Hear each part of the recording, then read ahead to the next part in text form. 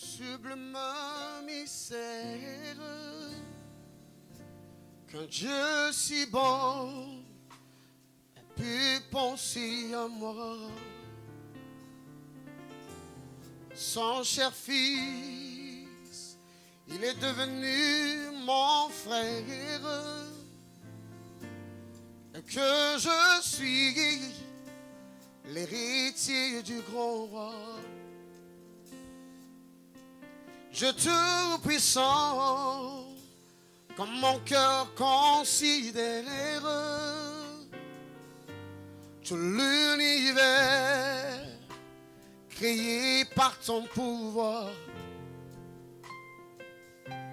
Les cieux d'azur, les éclairs, les tonnerres,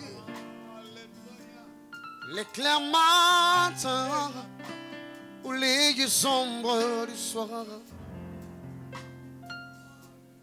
Yo zambo yo, ole kila monene, mozalisi yali kolo penase, osalaki Yesu lola pe mokili. Mokotigi azalo kurayo. Zambe, Zambe, Zambe, dole kinamo nene, mozali sigi, yali kolopena sigi, osalaki Zambe. L'ora pe mokili, on s'alignonso, nali lo banayo. Qui est comme toi, Seigneur? Je dis, de tout mon être, se lève un chant. Dieu tout-puissant, que tu es grand. de tout mon être, alors se lève un chant. Dieu tout-puissant, que tu es grand. dis-le encore plus fort, de tout mon être, Mon être, alors se lève un chant, se lève un chant. Dieu tout-puissant, tu es grand, Seigneur. tu es grand. Nul n'est comme toi, nous proclamons ce soir. De tout mon être, Alors se lève un chant. Dieu tout-puissant, Que tu es gloire, gloire, gloire, l'agneau. Oh, gloire, gloire, gloire, l'agneau, car il est glorieux. Lui seul est digne, l'agneau est souverain, l'agneau est souverain, lui seul est souverain. Nous élevons nos mains vers le ciel. Nous élevons la voix la voix pour l'adorer. Et le dernier texte, c'est dans le livre de Agé chapitre 2. Agé chapitre 2, à partir du premier verset jusqu'au verset 9. Agé chapitre 2, le verset 1er au verset 9. Le 21e jour du 7e mois, la parole de l'Éternel se révéla par Agé le prophète en ces mots. Parle à Zorobabel, fils de Sheltiel, gouverneur de Juda, et à Josué, fils de Josadak, le souverain sacrificateur, et au reste du peuple, et dis-leur, quel est parmi vous le survivant qui ait vu cette maison dans sa première gloire ou dans sa gloire première? Et comment la voyez-vous maintenant, telle qu'elle est? Ne paraît-elle pas comme rien à vos yeux? Maintenant, fortifie-toi, Zorobabel, dit l'Éternel, fortifie-toi, Josué, fils de Jotsadak, souverain sacrificateur, et fortifie-toi, peuple entier du pays, dit l'Éternel, et travaillez. Car je suis avec vous, elle, les armées, et je reste fidèle à l'alliance que j'ai faite avec vous, et quand vous sortez d'Égypte, et mon esprit est au milieu de vous, et ne craignez point. Car ainsi parle l'Éternel des armées, encore un peu de temps, j'ébranlerai le ciel et la terre, la mer et le sec, et j'ébranlerai toutes les nations, et les trésors de toutes les nations viendront. Et je remplirai de gloire cette maison. Alléluia. Je remplirai de gloire cette maison, dit l'Éternel des armées. L'argent est à moi, et l'or est à moi, dit l'Éternel des armées. Et la gloire de cette dernière maison sera plus grande que celle de la première, dit l'Éternel des armées. Et c'est dans ce lieu que je donnerai la paix, dit l'Éternel des armées. Parole du Seigneur. Le thème de ma prédication ce soir s'intitule « La gloire de la dernière maison ». Nous parlons de la dédicace du temple et nous voulons voir dans la Bible ce qui s'est passé lorsque le temple a été construit et qu'est-ce qui s'est passé lorsque la gloire de Dieu est venue. Et nous verrons aussi les conséquences du fait que cette gloire a été bannie. Qu'est-ce que la gloire? Quand la Bible parle de la gloire, c'est quoi la gloire? Nous pouvons utiliser deux termes pour parler de la gloire. Le premier se trouve dans l'hébreu. Quand on parle de la gloire, en hébreu, c'est kabod. La gloire, en hébreu, c'est kabod. Et quand on parle de kabod, on voit le poids. Kabod veut dire le poids. Et cela se réfère à Dieu lui-même qui est glorieux. Et sa gloire, c'est le poids. C'est sa force toute puissante, sa magnificence. Ça, c'est la première définition que nous pouvons donner au mot gloire. La deuxième définition, nous pouvons la tirer dans le grec. Gloire veut dire doxa. Doxa. Et quand on parle de doxa, on voit l'éclat. Ça, c'est l'éclat. Doxa, c'est la splendeur. Doxa, c'est la beauté. Et ces deux mots sont liés à Dieu seul. Car Dieu lui-même, c'est la gloire. Sa personne, c'est la gloire. Quand on parle de la gloire de Dieu, on voit toutes les merveilles que Dieu a créées. La Bible déclare que les cieux racontent la gloire de Dieu. Si vous voulez voir la gloire de Dieu, même si vous êtes incrédule, vous n'avez qu'à ouvrir vos yeux et observer la nature. Et vous allez voir que ce Dieu est un Dieu glorieux. Quand je regarde le ciel, quand je regarde la terre, quand je regarde les fleurs, les arbres, les montagnes, les fleuves, les collines, les océans, quand je regarde tout ce qu'il a créé, quand même je regarde l'être humain qui a été créé à l'image de Dieu, je ne peux pas me passer de dire que c'est un Dieu de gloire. Et tout ce qu'il fait, c'est en beauté. Il fait tout à merveille. C'est un Dieu de gloire. Un Dieu de gloire. En effet, la gloire, Dieu n'a pas la gloire, mais Dieu est la gloire. En fait, sa personne, c'est la gloire de Dieu. Et dans la même Bible, nous voyons deux manifestations majeures. Il y en a plusieurs. Mais j'aimerais juste citer deux manifestations qui matérialisent un peu cette gloire de manière physique ou visible ou palpable. Car Dieu, on ne peut pas les voir parce qu'il est esprit. Mais dans sa manifestation, nous pouvons voir sa gloire. Et vous pouvez aller rapidement dans le livre d'Exode, par exemple, le chapitre 24, le verset 17.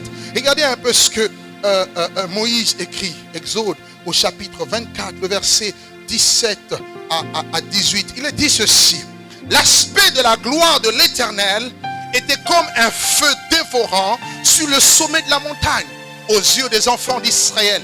Et Moïse entra dans la nuée et il monta sur la montagne, et Moïse demeura sur la montagne 40 jours et 40 nuits. En effet, ici vous voyez deux aspects qui caractérisent la gloire. Un, nous voyons l'aspect feu. Voyez, nous voyons le feu. Quand on voit le feu, on voit la gloire de Dieu, la Shekinah de Dieu, et nous voyons aussi la nuée. Dans Hébreux chapitre 12, 29, il est dit: notre Dieu est aussi un feu dévorant. C'est-à-dire le feu de Dieu consume tout ce qui n'est pas de la même nature que lui. Donc quand on parle de la gloire de Dieu, on voit cette nature de feu. Alléluia. C'est un feu qui dévore tout ce qui n'est pas conforme à lui. C'est sa gloire. Amen. C'est la raison pour laquelle, lorsque, par exemple, les enfants d'Aaron, Nadab et Abihu ont amené un feu étranger, la Bible déclare que le feu est sorti de devant Dieu et les a consumés. Pourquoi? Parce que la gloire, le feu, c'est sa nature et ça consume tout ce qui est contraire à Dieu. Ça, c'est un aspect de la gloire de Dieu. Un deuxième aspect, c'est l'aspect nuée. L'aspect nuée. Oh, quand on voit la nuée, on dit que la montagne était couverte de nuées. Et la Bible déclare que la nuée ou les nuées sont la poussière de ses pieds. Quand bien même Jésus reviendra sur la terre, la Bible déclare qu'il viendra sur de nuées, démontrant l'éclat de sa gloire. Ça, c'est le Dieu que tu pries.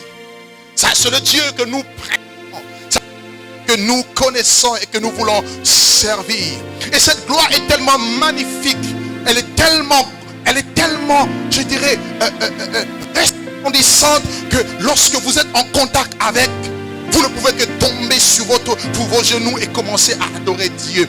Tous ceux qui ont rencontré Dieu, cette dimension de gloire, ils se sont prosternés. Regardez par exemple Moïse, il rencontre Dieu dans le ardent. Le buisson était tout en feu, mais le buisson ne se consumait point. Et du buisson sort une voix. Et quand Moïse se réalise que c'est Dieu qui était dans le feu, alléluia, du buisson, Moïse, il tombe la face contre terre et il adore.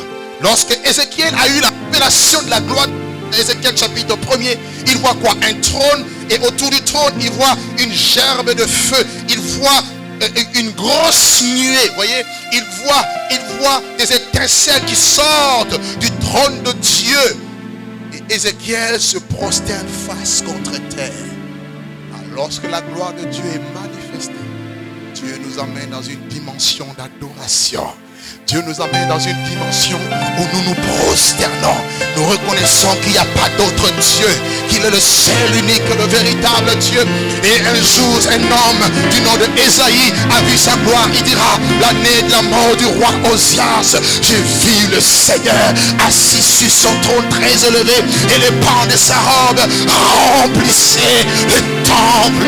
Quand il a vu cela, il a entendu la voix des anges. Et la Bible déclare que la maison était remplie de fumée. La maison était remplie de la nuée, telle la Shekinah de Dieu, telle la gloire de Dieu. Et il a commencé à dire, malheur à moi, car je suis perdu. Je suis un homme dont les lèvres sont impures. Au milieu d'un peuple dont les lèvres sont impures. Et mes yeux ont vu le roi. Bien-aimé, il a vu la gloire de Dieu. Qui veut voir la gloire de Dieu? Qui veut voir la gloire de Dieu? Moi je la veux. Non, je dis je la veux. Je la veux encore. Je la veux encore plus. Parce que quand la gloire de Dieu descend quelque part, nous allons voir l'homme fait peu d'efforts. La gloire de Dieu commence à travailler. Oh, je peux t'assurer, les choses qui sont difficiles pour tout le monde vont devenir faciles pour toi à cause de la gloire de Dieu. La gloire de Dieu quelque part, c'est la présence de Dieu quelque part. Et regardez ce Dieu maintenant. Il crée le monde, il crée l'univers, et le 6e jour, il décide de créer l'homme. En disant, créons l'homme à notre image et selon notre ressemblance. Cela veut dire que l'homme a été créé pour être à l'image de Dieu, c'est-à-dire à la gloire de Dieu. L'homme, Adam, le premier a été tiré de la terre.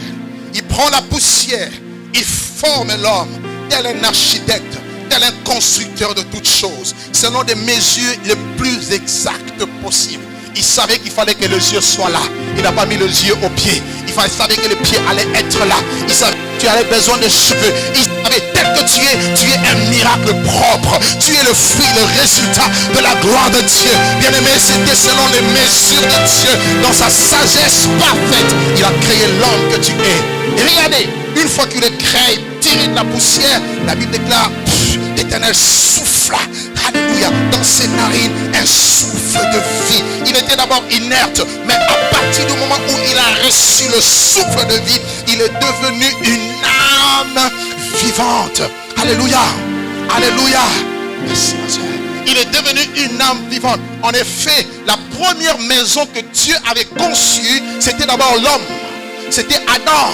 Le premier temple dont il est question d'abord de l'homme. Et nous voyons que ce temple a été aussitôt rempli quoi? De l'Esprit de Dieu. Car un temple sans esprit, ça devient un repère de démons. Et quand Dieu voyait l'homme, Dieu se voyait lui-même. Pourquoi? Parce que c'était son reflet. C'était son image. Il voyait l'homme à sa gloire. Et l'homme pouvait parler comme Dieu. L'homme pouvait dommer les animaux comme Dieu. Il a reçu l'autorité. Quand la gloire de Dieu arrive, on commence à devenir fécond. On est béni. La gloire de Dieu amène la bénédiction. La gloire de Dieu n'amène pas la malédiction, mais elle amène la bénédiction. Et cette bénédiction s'est traduite par le fait de dire soyez féconds, soyez prospères. Oh, prospères à tous égards. Que tous les départements, les compartiments de ta vie doivent prospérer. Ton âme doit prospérer, ton esprit doit prospérer, tes finances doivent prospérer, tout ce que tu possèdes doit prospérer, car ce sont les insignes de la gloire de Dieu. Multipliez, devenez encore plus nombreux, remplissez la terre, élargissez-vous, élargis l'espace de ta tente, car lorsque la gloire de Dieu arrive, on ne peut plus se contenir, l'espace devient trop petit. Je peux voir prophétiquement, la salle elle est belle, mais elle est déjà petite, parce que Dieu veut encore élargir, car la gloire de Dieu lorsqu'elle arrive, elle amène l'élargissement.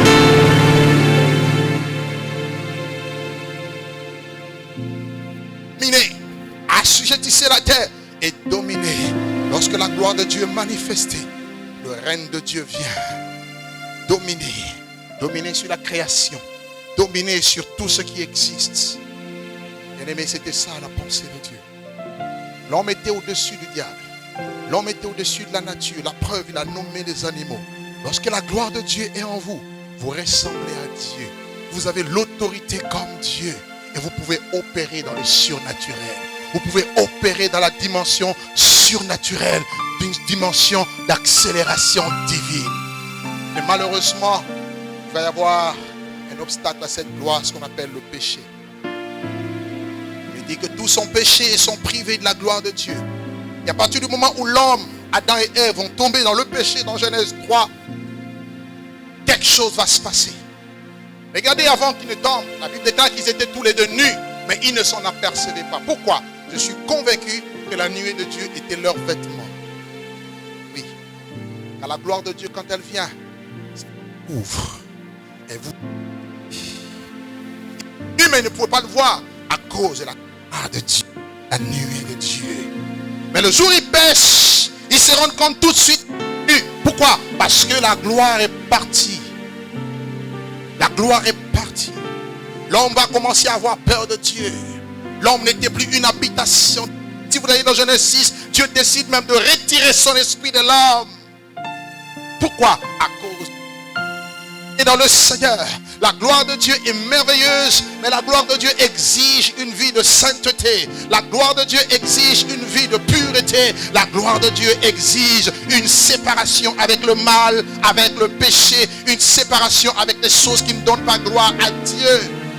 Et lorsque tomber dans le péché, Dieu va les chasser du jardin d'Éden, au lieu où il venait les rencontrer.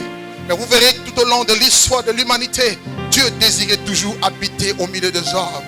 La raison pour laquelle, autant de choses, de Jacob par exemple, lorsque Jacob fuyait son frère, la Bible déclare qu'il arrive quelque part et il va dormir en ce lieu-là. Et pendant qu'il dormait, il a posé sa tête sur une pierre. Dieu lui donne une vision et il voit le ciel ouvert et il voit l'échelle qui touche le ciel et qui est appuyée sur la terre. Et bizarrement, ce qu'il voit, il voit des anges qui montent et des anges qui descendent. Ce lieu s'appelait au préalable Luz. Et lorsqu'il se réveille, il a eu peur parce que Dieu va lui parler. Il dira ici, c'est ici la maison de Dieu. C'est ici la porte des cieux. Quand on parle de la maison de Dieu, on voit le point de contact entre l'homme et Dieu. On voit là où il y a l'échelle, là où il y a, oui, le contact entre le ciel et la terre. Alléluia. Et ce lieu-là, il a appelé du nom de Bethel. Je bénis Dieu pour le nom de votre église qui s'appelle aussi Bethel. Et ce que j'aimerais personnellement dans ma vie, ce que je demande à Dieu tous les jours, comme David a dit, si je peux habiter tous les jours dans la maison de Dieu, cela veut dire dans la présence de Dieu. Frères et sœurs, j'ai compris une chose. Il n'y a rien de bon en dehors de la présence de Dieu. J'ai dit bien, il n'y a rien de bon. Essayez, écoutez. Vous allez me donner raison et vous allez donner raison à la Bible.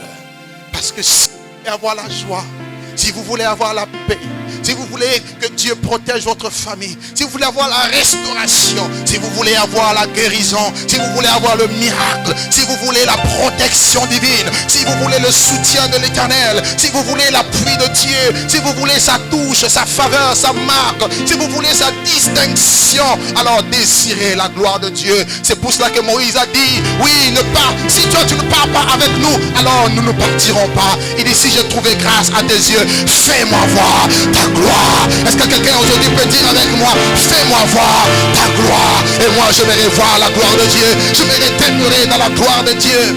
Bien-aimé dans le Seigneur, cette gloire était éloignée de l'homme. Pourquoi? À chaque fois que l'homme pêche, il tombe dans l'iniquité. À chaque fois qu'il fait des choses qui ne donnent pas gloire à Dieu, Dieu s'éloigne. Dieu s'éloigne. Et Dieu appelle Moïse, tellement qu'il voulait habiter parmi l'homme. Il dit à Moïse, tu me construiras un sanctuaire. Nous sommes dans Exode chapitre 5. Il dit, vous allez prendre des offrandes et vous me construirez un sanctuaire. Vous ferez un tabernacle et j'habiterai au milieu de vous. Donc Dieu voulait habiter au milieu de ce peuple. Alors comme Dieu, ce Dieu saint pouvait-il approcher l'homme alors que dans sa nature de gloire, s'il approche l'homme dans le péché, l'homme meurt. Alors pourquoi il met un dispositif en place pour séparer les compartiments du tabernacle? Il y avait le parvis là où tout le monde pouvait arriver. Il y avait le lieu saint qui était seul réservé aux sacrificateurs pour faire le sacrifice. Et il y avait le lieu très saint. Et dans le lieu très saint se trouvait l'arche. Et l'arche, c'était l'image de la gloire de Dieu. L'arche, c'est ça qui a fait que partout où Israël partait, même si Israël était une nation petite, mais là où Israël posait les pieds, Dieu donnait la victoire à Israël. Je suis venu dire à une personne, si tu as la gloire de Dieu, même s'il y a des montagnes devant toi, les montagnes vont tomber, car Dieu te donnera la victoire. Il dit à Moïse, l'Éternel ton Dieu te donnera la victoire sur tous tes ennemis qui se lèveront contre toi. Un seul chemin et ils s'enfuiront par cette chemin. Il dit tout lieu que foulera la plante de tes pieds, ce lieu t'est donné en héritage. Ça c'est le signe, ça c'est le symbole de la gloire de Dieu. Et voilà comment cette tente d'assignation accompagnait Israël dans le désert. Lorsque Moïse a terminé la construction du tabernacle selon le modèle prescrit par Dieu, la Bible dit, après son achèvement, la nuée de Dieu est venue. Et quand la nuée est venue, elle a rempli toute la tente d'assignation, au point que même les sacrificateurs ne pouvaient plus faire le service. Oh, vous savez, lorsque la gloire de Dieu émane quelque part de la vie d'une personne, Dieu commence à travailler. Vous voyez une action divine. Cela veut dire là où l'homme ne peut faire, ce que l'homme ne peut faire, Dieu commence à le faire. Dieu commence à le réaliser. Dieu veut dire aux enfants d'Israël, Dieu veut dire aux sacrificateurs, laissez-moi maintenant agir. J'aime Dieu parce que c'est un Dieu d'action. Ce n'est pas un Dieu passif, mais un Dieu actif. Et toujours dans l'histoire d'Israël, frère, à un moment donné, le tabernacle n'était plus. Il restait juste l'arche. Et à un moment donné, avant la mort d'Élie, le sacrificateur, l'arche avait été volée par les Philistins. Lorsque l'arche a été volée, il y a eu la naissance d'un enfant qu'on a appelé Ichabod, pour montrer que la gloire était bannie d'Israël. J'aimerais dire à une personne, tu peux tout perdre, mais ne perds jamais la gloire de Dieu. Ne perds jamais sa personne, sa présence. Car si tu as l'arche de Dieu, si tu as sa présence, sache que sa présence amènera tout ce que tu as perdu. Non seulement elle amènera tout ce que tu as perdu, elle multipliera tout ce que tu as. L'arche va rentrer à Jérusalem. David va donner l'ordre que l'arche entre à Jérusalem. Et l'arche a été posée sur les chars neufs. Et malheureusement, un homme du nom de Uza l'a touché. Il a été frappé raide mort. Pourquoi? Parce qu'il n'a pas respecté les exigences de la gloire de Dieu.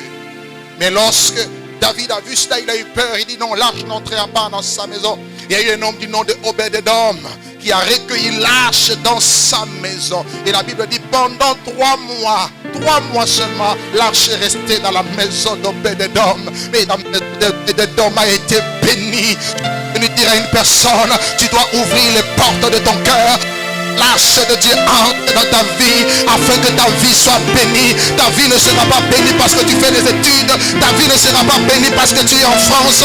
Ta vie sera bénie parce que l'arche de Dieu est en toi. L'église sera bénie parce que l'arche de Dieu est au milieu. Dieu dit, je serai votre Dieu et vous serez mon peuple. Je marcherai au milieu de vous. J'aime quand Dieu marche au milieu de son peuple. Alors là, il y a la différence. Lui-même le dit, vous verrez la différence entre le juste et le méchant, entre ceux qui servent Dieu et ceux qui ne le servent pas.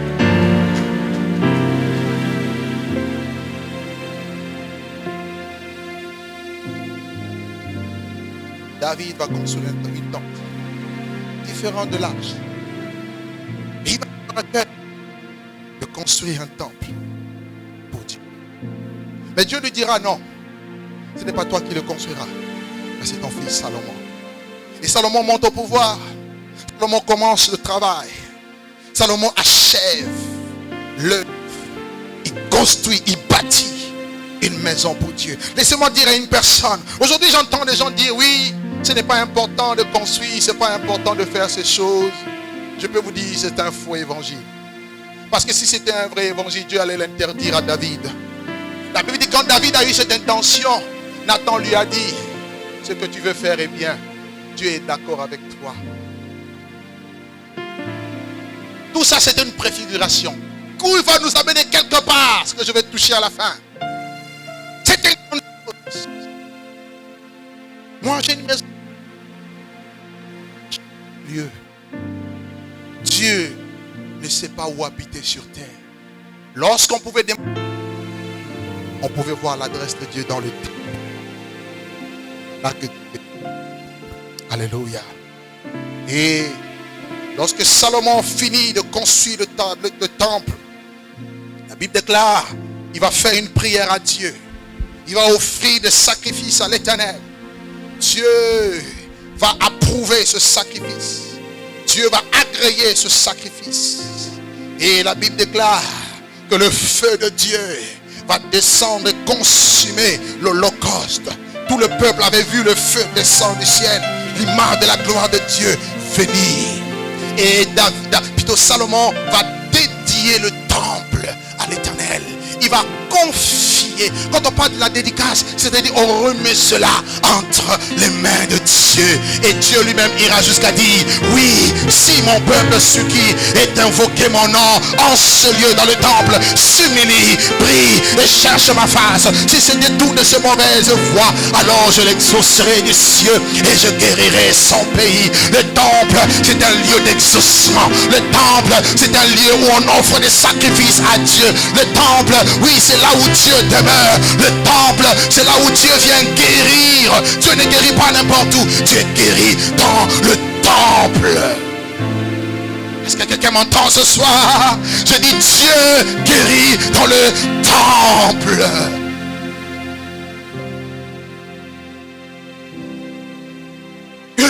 La gloire m'a rempli le temple. Que ce qui s'est passé au temps de Moïse s'est passé encore. Il y avait tellement la nuée que les sacrificateurs n'ont pas pu travailler. Ils sont tous sortis. Et le temple pour les Juifs, c'est leur fierté. Le temple pour Israël, c'est le symbole de la royauté de Dieu sur terre. Le temple pour Israël, c'est le symbole de la majesté, de la gloire de Dieu qui vient qualifier une nation petite aux yeux du monde, mais choisie, approuvée de Dieu, élevée. Quand vous avez le temple, quand vous avez la gloire de Dieu, Dieu vous élève. La gloire de Dieu amène l'élévation. La gloire de Dieu amène la qualification. sanctification. La gloire de Dieu amène la distinction. La gloire de Dieu amène, oui, la différence. Malheureusement, ce temple sera souillé. Israël a commencé à voir sa vie prospérer. Israël prospère. Israël abandonne Dieu. Israël s'attache à des divinités païennes. Israël commence à tomber dans l'idolâtrie, dans le péché. Voilà les choses qui font fuir la présence de Dieu. C'est le péché, frère. C'est pour cela que je voudrais bien toucher à ce point. Ne jouez pas avec le péché si vous voulez vivre la gloire de Dieu. Ne jouez pas avec.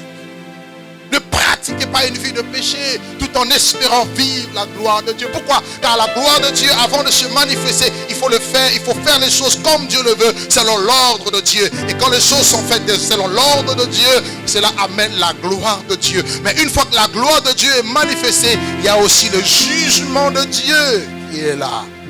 Et ces trois choses sont liées. Israël abandonne Dieu.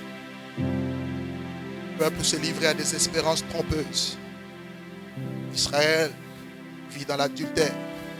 Israël vit dans la cupidité. Le peuple de Dieu commence à mélanger Dieu avec le culte de Baal, d'Astarté. On a même introduit des idoles dans la maison de Dieu.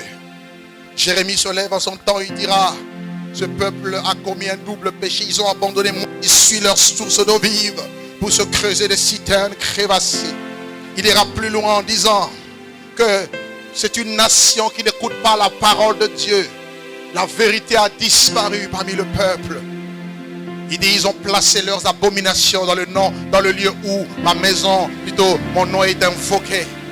Il dit quoi? Il dit: ma maison n'est-elle pas appelée une maison de prière pour toutes les nations? Mais vous en avez fait une caverne de voleurs. Ce n'était plus un lieu pour adorer Dieu. C'était devenu un lieu de commerce. C'était devenu un lieu, oui, où on devait faire l'échange de monnaie, un lieu de trafic. Et cela a déplu le cœur de Dieu. Dieu envoie les prophètes depuis le matin pour interpeller son peuple. Ils vont fermer leurs oreilles pour écouter la réprimande. Alors Jérémie va dire que ce peuple ira en captivité à Babylone. Et Babylone viendra et détruira ce temple. Et quand il annonçait cela, tout allait bien, tout semblait bien aller. Mais laissez-moi vous dire, il ne faut jamais se fier aux apparences. Car Dieu voit les cœurs et non les apparences. Nous voyons les apparences, mais Dieu voit les cœurs. Le cœur de Dieu pleurait parce que le peuple avait abandonné. Mais les faux prophètes regardaient la prospérité du peuple et disaient: non, Dieu ne frappera jamais. Israël est prospère. Dieu est avec lui. Laissez-moi vous dire, une prospérité, si vous vivez dans la prospérité, vous êtes prospère et que vous abandonnez Dieu, sachez que vous allez perdre la prospérité. Parce que la base de la prospérité, c'est la crainte de Dieu. Bien-aimés, en 587 avant Jésus-Christ, la prophétie s'est accomplie. Jérusalem a été assiégée. Les murailles ont été détruites. Le temple de Jérusalem va être saccagé, détruit. Et Nabuchodonosor va prendre la majorité des ustensiles et va l'amener dans la maison de son Dieu Dagon. Et il sera 70 ans de ruine. 70 ans de pleurs où la gloire était bannie. Et si vous lisez dans Ézéchiel chapitre 8, vous voyez l'état d'Israël à cette époque. L'état de Jérusalem, Dieu ouvre les yeux à son prophète Ézéchiel. Et Ézéchiel voit un temple qui était souillé. Il voit les gens qui adorent le Dieu soleil. Il voit des femmes qui adorent cette déesse qu'on appelle Tammuz. Il voit pécher la